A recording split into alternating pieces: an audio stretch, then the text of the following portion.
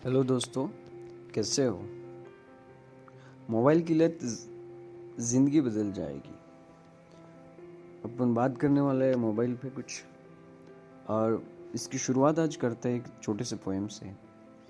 वाह रे इंसान, चीज़ तो तगड़ी बनाई है, हर किसी के हाथ में हथकड़ी पहनाई है। वाह रे इंसान, तू कितना अकेला है, आंखें नीचे रही है जबकि चारों तरफ मेला है।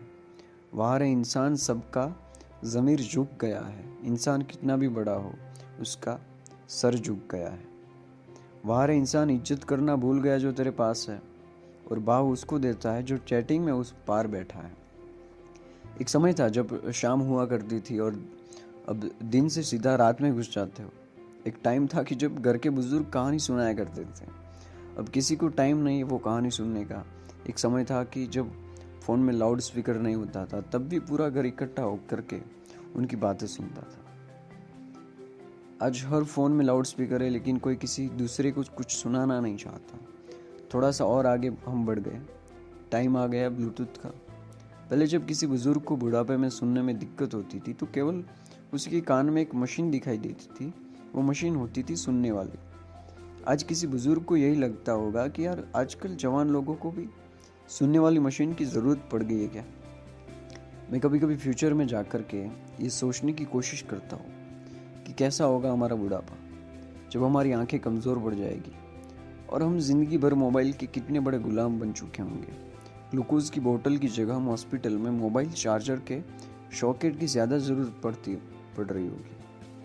आपको टेक्नोलॉजी से दूर करना मेरा मकसद नहीं है। अगर आपको लगता है कि आप अपना मोबाइल यूज़ करके कुछ पा रहे हो, कुछ पा ज़्यादा रहे हो और खो कम रहे हो, तो ये टॉपिक आपके लिए नहीं है। तो अच्छी बात है, बिल्कुल अच्छी बात है, क्योंकि तब आपको पता लग चुका है कि मोबाइल को अपने फ़ायदे के लिए कैसे यूज़ करना है। लेकिन अगर आपको लगता है कि मोबाइल की वजह से अपनी ज़िंदगी में जो ज़्यादा खो रहे हैं, अगर मैं ज़्यादा खो रहा हूँ और कम पा रहा हूँ, तो ये आपके लिए है। तो मैंने ये चीज़ आपके लिए लिखी है पूरी, और ध्यान से सुनिए। सोशल मीडिया पर 1000 फॉलोअर, 1000 फॉलोअर होने पर सुकून नहीं मिलता। सुकून मिलता है उस परिवार के साथ समय बिताकर, जिसमें भले ही 2-3 लोग हो। कुछ अच्छे खासे क्यूट लोगों का चेहरा इतना टेढ़ा हो गया है, सेल्फी लेते लेते पहले एक फ़ोटो के लिए 10 मिनट शीशे में मुंह देखकर तैयार होते थे, अब सेल्फी से 1 मिनट में 10 फ़ोटो ले लेते हैं। सेल्फी किससे बना? सेल्फिश से। सेल्फी किससे बना है? सेल्फिश से। और हर कोई स्वार्थी बन गया है, हर कोई सेल्फिश बन गया है। कुछ ऐसा करो लाइफ में कि खुद आपको सेल्फी लेने की ज़रूरत ना पड़े, दुनिया ले आपकी फ़ोटो। ये सुनकर लोगों को बुरा लग रहा होगा, लेकिन मैं चाहता हूँ कि आपको बुरा लगे।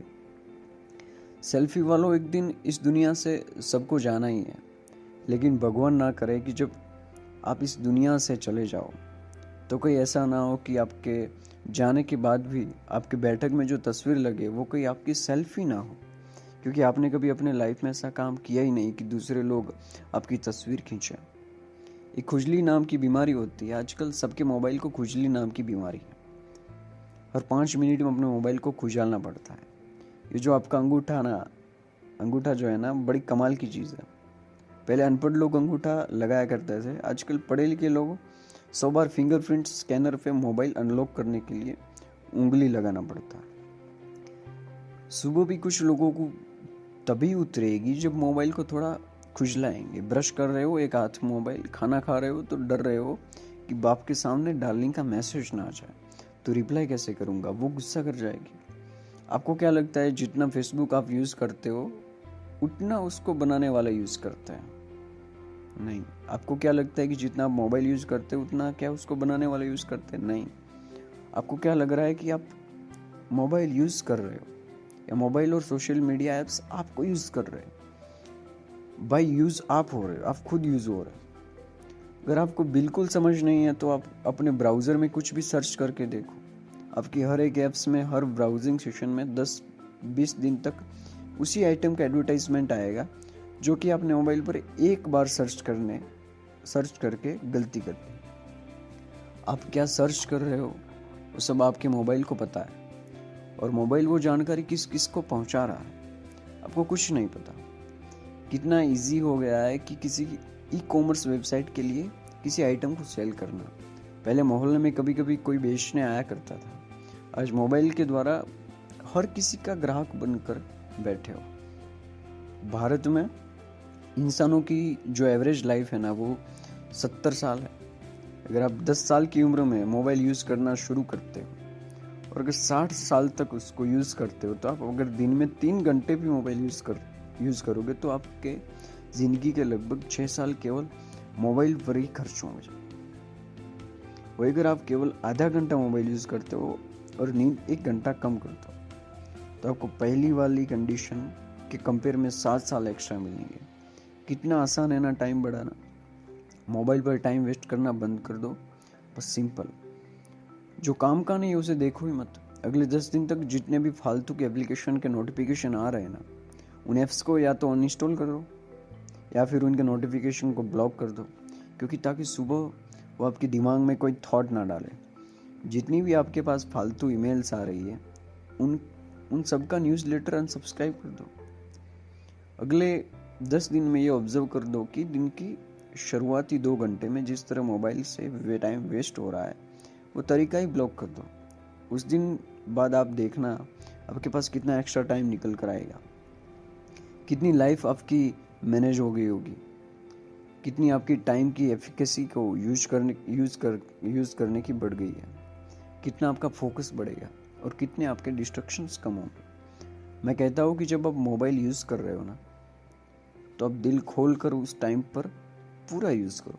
लेकिन जब आपका यूज ख़त्म हो जाए, जब आपकी ज़रूरत पूरी हो जाए, तब आपका जो काम है ना उसको फिर पूरे दिल से करो।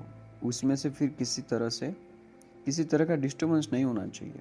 जो स्टूडेंट्स बोलते हैं कि पढ़ने में मन नहीं लगता, उनका रीज़न यही है, अपने मन लगाने के और तरीके ढूंढ रखे हैं।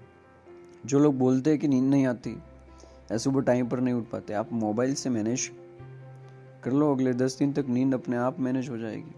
जिसका रिलेशनशिप अच्छा नहीं चल रहा है, घर में लड़ाई चल रही है, आप मोबाइल पर ज्ञान लेना बंद कर दो। अपनी खुद की ज़रूरतें देखो, आपके लिए क्या सही है, क्या सूटेबल है वो देखो। अगर आपकी महीने की मोबाइल से 1 लाख रुपए की कमाई हो रही है तो मैं आपका फुल सपोर्ट करता हूँ।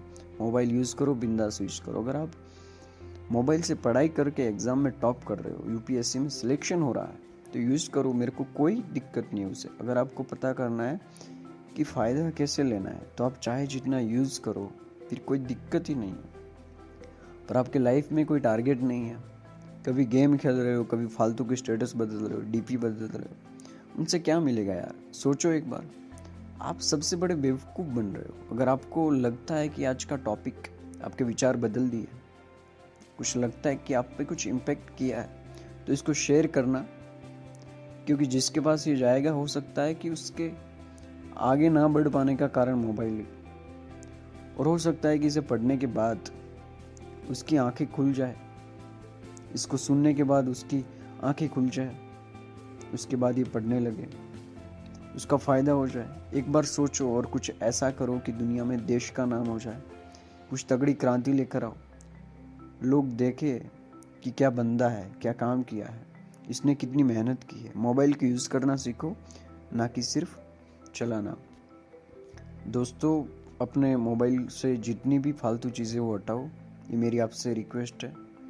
और ये जो इंसान ने जो तगड़ी चीज़ बनाई है, मैंने जो पहले पोएम बोली थी, उस तगड़ी चीज़ से दूर रहने की कोशिश करो। जो काम का नहीं है वहाँ पे टाइम वेस्ट ना करो और अपने सही काम पे ध्यान लगाओ। ठीक है दोस्तों, अगर वीडियो पसंद आया है तो एक बार और सुनिए और दिमाग में डालिए। चैनल को सब्सक्राइब कीजिए, लाइक कीजिए, कमेंट कीजिए और हाँ, अपने सारे दोस्तों को शेयर कीजिए, ताकि मेरी जो मेहनत मैंने जो की है, इतनी मेहनत जो लिखने में, बोलने में, कहीं किसी पे कुछ न कुछ इम्पैक्ट हो जाए। थैंक यू, धन्यवाद, बाय।